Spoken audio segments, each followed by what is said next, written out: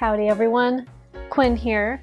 For my next historically adequate, history-bounding Victorian Gothic Loungewear video, I have my nightgown, and of course, it can't just be a normal white nightgown, it must be all black and frilly and very witchy, princessy, Crimson Peak-y, but maybe less blood. I actually made this nightgown right in time for me to get sick with the plague, and my timing could not have been better because I lived in this nightgown while I was sick. It is so comfortable. I am a convert to cotton batiste fabric. It is my new favorite fabric. I love it. It is so soft and gentle and still opaque enough for me to not feel like I'm exposing myself. So let's get started sewing my nightgown, and the next video in the series will be me making a hat, a very specifically Victorian men's inspired smoking lounging cap. I really like those little tassels and they just look very cozy, and sometimes I'm just, you know, so cold I need to also cover my head because that's important. Let's get started. Okay, so I originally said that I was going to be doing this pattern and elongating it to be a nightgown. However, I forgot that I actually had this pattern, which is really a day dress, but I'm going to basically make it longer so that it goes down to my ankles more. So if you look at this, their drawing, and they show how short it's supposed to be around like the knees. I'm just going to extend it by like basically a foot, so the ruffle is more closely around my ankles, so that it is more like a nightgown. But yeah, it's basically exactly what I wanted, so I'm pretty happy with it. So for the nightgown, I've just pinned the front piece so far, and then I added about a foot or 12 inches to the hem. So yeah, I'm just going to cut this piece out, and then I will cut the rest of the pieces out. I think I'm going to probably cut most of this out off camera because I think it's probably pretty boring, and I'll get back to you when I'm ready to start pinning and sewing and doing all of that stuff. For the first part of this nightgown, they had me putting together the yoke and the standing collar. They also had me reinforce the buttonhole placket with some iron-on interfacing, which was actually quite needed since the batiste is very thin.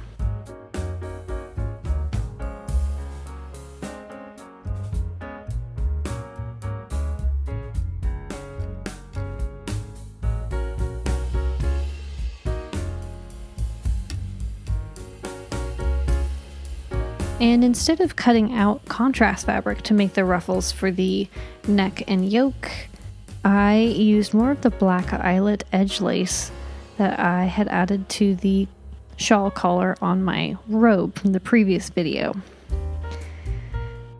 But I also used the pattern pieces in this pattern to help me cut out the lengths I needed out of my eyelet lace, and then gathered those down as instructed.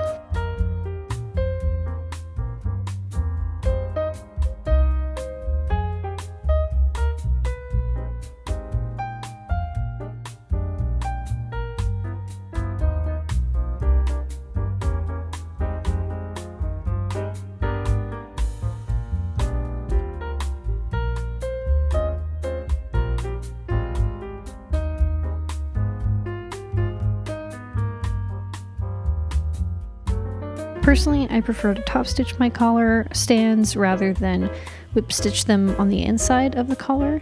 I feel like it adds much more structure in the sense of like washing and being able to wash my clothing. I always worry that hand stitching will come out in the wash.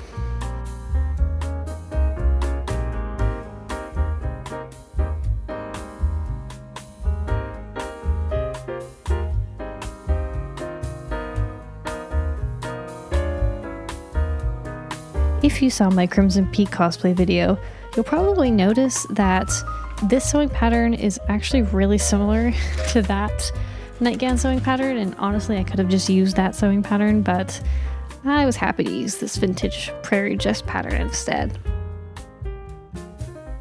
After I finish sewing the yoke and the collar together, I can start on the body of the nightgown.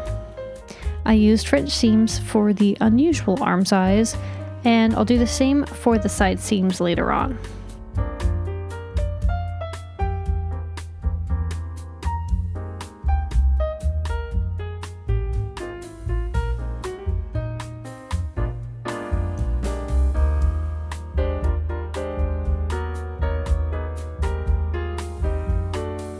So, I'm finally at this weird point in the pattern where they wanted me to do things, but they didn't tell me how or when to do them. They just kind of left off in this weird part where the sleeves were attached to the body of the dress.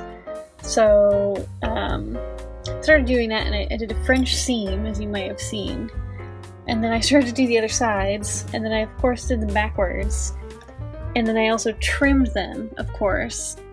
And then, for some reason, didn't check until I trimmed them that it was the right way, so I had to rip those out. And now I think I've got them in the position they need to be. I'm going to sew one side, check it, and then sew the other side. Yeah, anyway, this stupid nightgown and robe are taking me like a whole month and a half to finish. Oh well. It'll be hopefully done soon. I'm hoping to get it done mostly tonight and maybe tomorrow. Woo.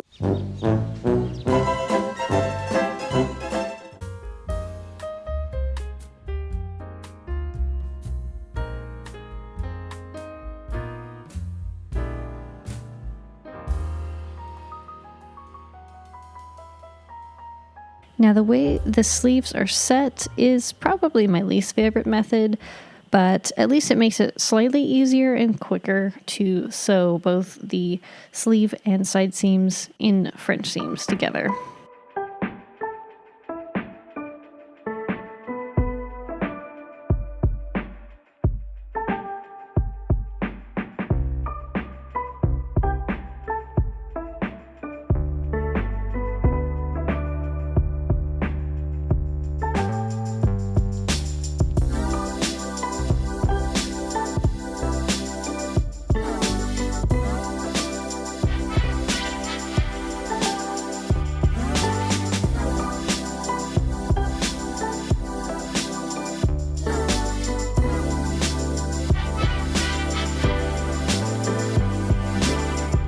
Okay, the sleeve cuffs were a different beast.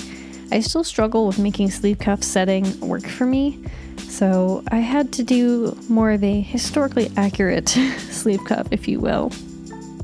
If you look here, they are actually described as elasticated sleeves, and I'm not mad that I chose to do this method because it's slightly more accurate to the Victorian era. Okay, so I decided to rip these little cuffs out, at least the one that was sewn, and unpin the one that was just pinned on. I'm going to save those for some sort of cute, like, Lolita, Victorian Gothic little cuffs that I can wear separately. And what I'm doing here is I'm essentially I cut new pieces of this eyelet lace and French seamed them for the sleeves, as well as a bigger piece for the ruffle for the hem. I also took out the gathering stitches on the sleeves, and I'm just sewing these along, and then I'm going to basically make an elastic channel and put elastic in just to make it easier. And I mean, it's a nightgown, so I don't think it's going to show, and I think it'll look just as cute as cuffs. So that's what we're working on.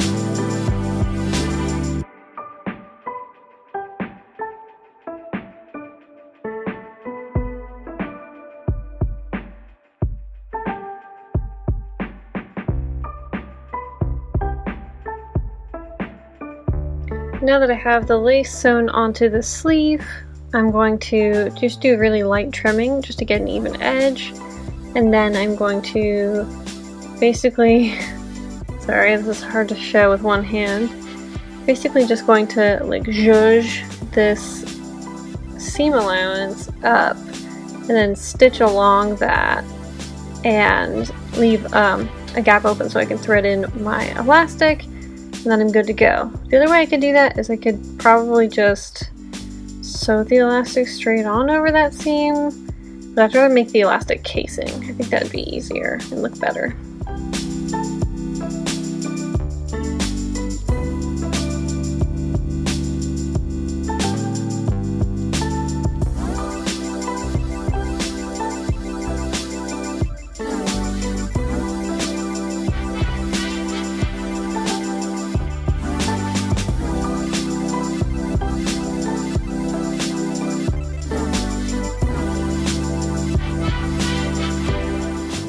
Last fitting, just checking that the elasticated sleeve is the right length for my arm.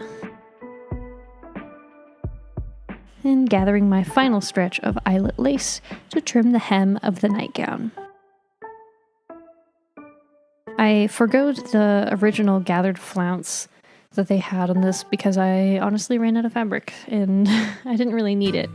I had enough of this lace to be able to do that instead.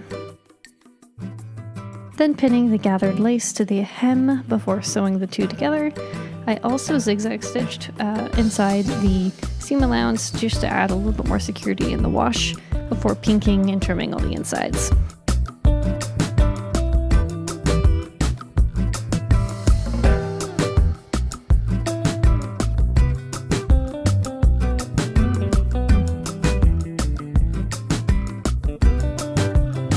The buttonholes on the yoke, then cut them open and sewed on the buttons, and my nightgown is ready.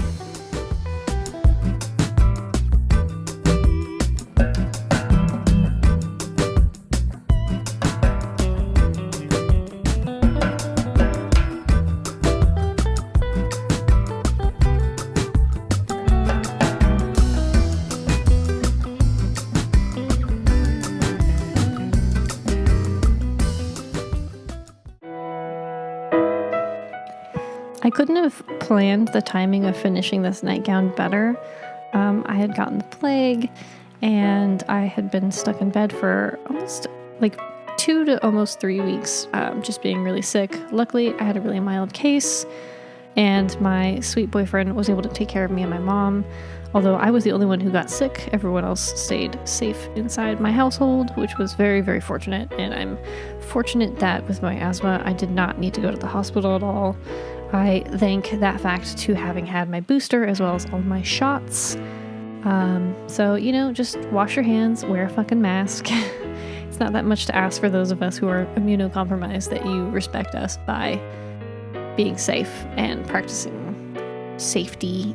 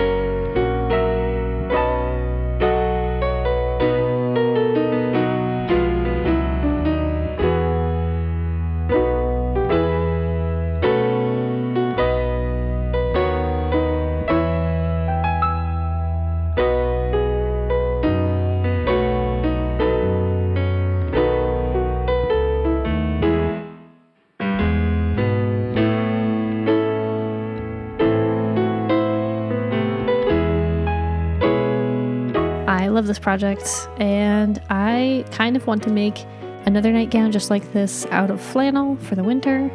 We shall see what happens in the future. Thank you so much for watching, and stay spooky.